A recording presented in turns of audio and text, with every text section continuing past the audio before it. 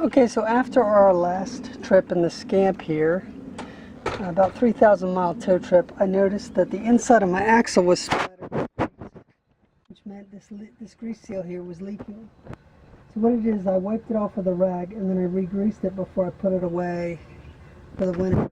20 miles from here. So today I have to pull this spindle off. I have to pull this off, pull the thing off, and I gotta look at that grease seal and look at the bearings. If it's just the grease seal that's blown, I'm just gonna replace the grease seal.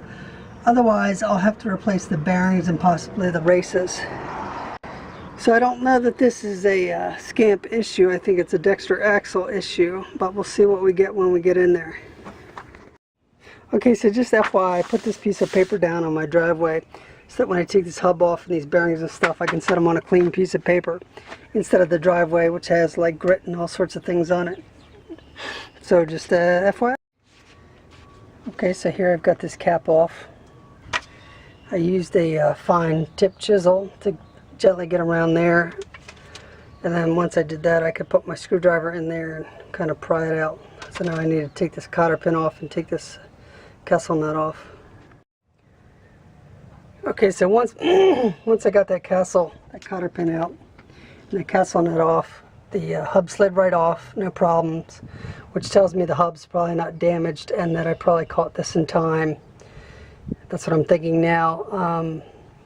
The axle looks great, so that's good to know. It's good to know that I don't have a bad spindle or anything. So now I'm going to start to look at the bearings in the hub and inspect them, and I'll get back. Okay, so that outside bearing looks fine to me. I don't see any discoloration in the roller bearings, so I'm probably going to repack it and use it again. So now I need to get a paper towel and clean out all this grease here, and I would need to inspect that race. And then if this is okay, then I'm going to flip it over, pull that leaking seal out, inspect the other race and bearing. And then if the bearing's good, I'm going to put that bearing back in there. Bearing and race is good. I'm going to put that bearing and race back in there and put a new grease seal on there. So let's see what it looks like. Okay, so I wiped that out with a paper towel, and then I ran my finger along here and fingernail, and the race feels fine to me. The inside of the hub feels rough in there, but it has nothing to do with the bearings and the races. The reason I don't like a rough feeling in there is because if like a rust fragment or something, some piece of grit broke off, it could get in the bearings, but I'm not going to do anything about that. So now I'm going to flip it over and I'm going to take this grease seal off and check that bearing, and then probably replace that grease seal. Okay, so there's the bearing with the grease seal out, and here's the inside bearing. So I'm about to check that race and this bearing.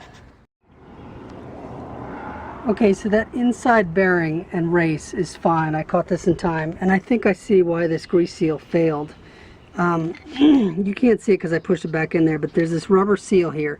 Underneath that, there's a circular spring that runs around the outside, and it was off. It was just kind of hanging like that.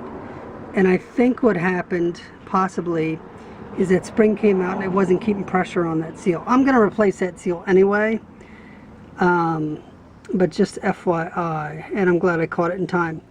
Like I said, when I got back from our 3,000 mile tow trip, I noticed the axle was splattered. So I cleaned it up, I re-greased it so I could haul it 20 miles, and then here I am. Now, a lot of people probably don't give their trailer bearings the care that I do. I really pay attention to them, and I grease them before and after every trip, and I just make sure they're good to go. And the reason is, I mean, people have been pulling their trailers at times and they've seen a wheel pass them on the highway because it fell off, it got hot, you know, the bearing dried out, it got hot, it sawed through the axle.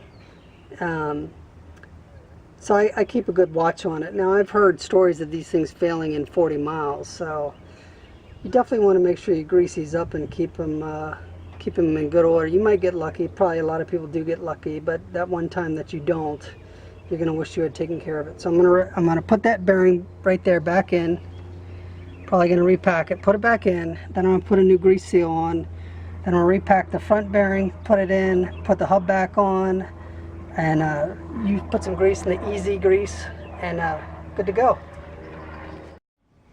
So before doing this job, I had ordered some new bearings and grease seals from E-Trailer, just to make sure. But this bearing set here, it's one I got from Farm and Tractor before I ever even took the trailer on a ride, just in case. And you can see the grease seal is actually the wrong size.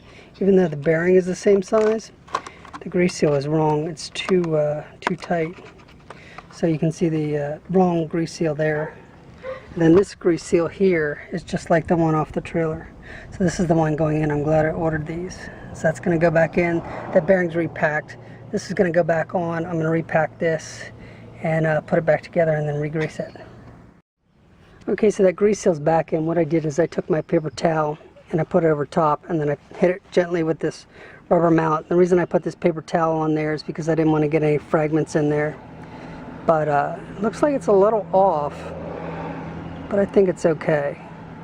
That's going back on there now.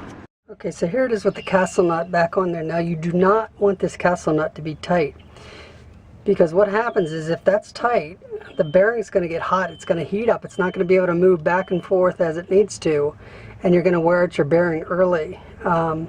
So what they tell you to do is kind of tighten it on there, and then back it back off.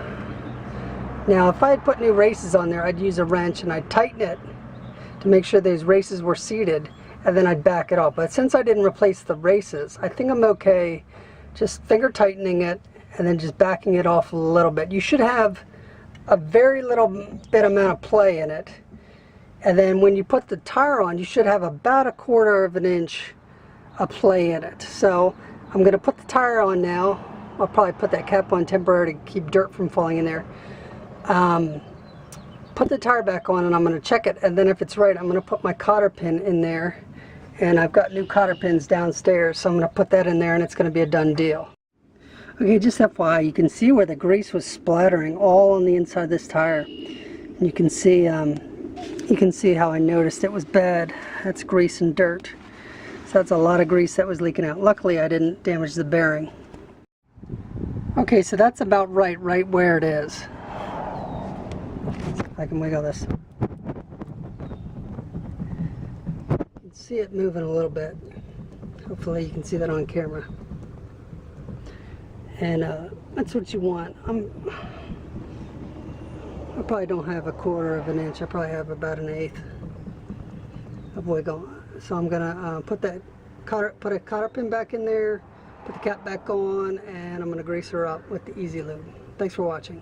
It's a done deal.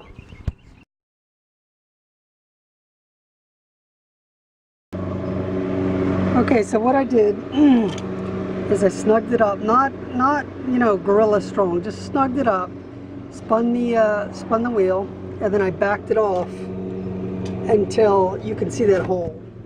Now they tell you on E-Trailer you can have up to 1/4 inch of play. Maybe they said 1/8, but anyway, there's really no play in this, and I think it's loose enough that it's going to spin freely. I'm going to put my cotter pin back in there, grease it up, and good to go, and thanks for watching. Hope this helps.